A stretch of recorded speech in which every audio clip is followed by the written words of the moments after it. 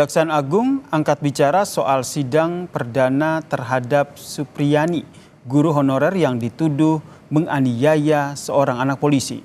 Sidang akan digelar pada Kamis 24 Oktober 2024.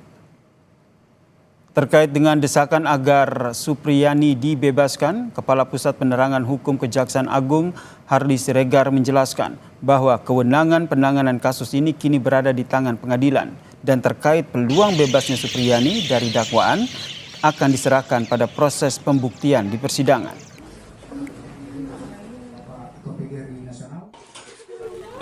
Laporan sosial yang disusun oleh pekerja sosial tenaga kesejahteraan bahwa terdapat indikasi yang kuat bahwa hal tersebut dilakukan oleh terdakwa. Nah, tetapi inilah nanti yang harus diungkap di dalam proses persidangan. Itu fungsinya persidangan yang terbuka ini. Nah, sementara di beberapa media kan bahwa saudara terdakwa ini kan sudah membantah. Nah, bagaimana nanti bukti-bukti ini bisa dipertemukan, di-compare, maka itu yang akan dilihat oleh jaksa nantinya, apakah harus mengambil sikap menuntut bebas atau tidak, misalnya. Sementara itu, saudara, terkait dengan tudingan adanya permintaan sejumlah uang dari Ibda Wibowo Hashim sebagai pelapor, Kabid Humas Polda Sulawesi Tenggara, Kombes Iis Christian mengatakan tudingan tersebut tidak benar. Menurutnya, pihak kepolisian sebelumnya telah membuka ruang untuk menyelesaikan kasus ini melalui restoratif justice. Sebagaimana yang beredar di media, bahwasanya pelapor meminta sejumlah uang kepada terlapor.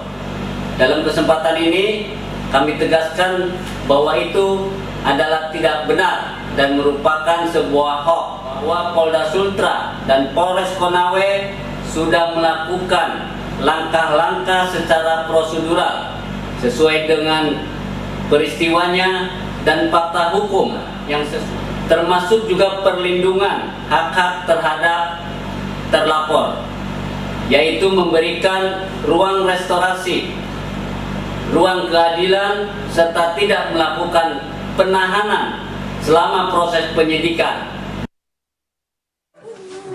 Udah. Bagaimana Bu? Ibu Supriya, Ibu. Apakah betul kamu sudah akui? Apakah betul kamu lakukan sambil menangis itu dengan iya? Udah. Mencari keadilan, itulah yang tengah dilakukan oleh Supriyani, seorang guru honorer di SD Negeri 04 Baito, Kabupaten Konawe Selatan. Dirinya dilaporkan atas dugaan menganiaya anak didiknya hingga mengalami luka di bagian paha pada 24 April lalu. Supriyani pun dilaporkan orang tua muridnya yang ternyata juga seorang polisi. Sudah mengakui semua perbuatannya. Seperti itu. Dan saya tanya kembali ke pelaku, apakah betul kamu sudah akui? Apakah betul kamu lakukan sambil menangis itu dengan iya? Atas laporan itu, Supriyani sempat merasakan hidup di dalam tahanan 6 hari lamanya.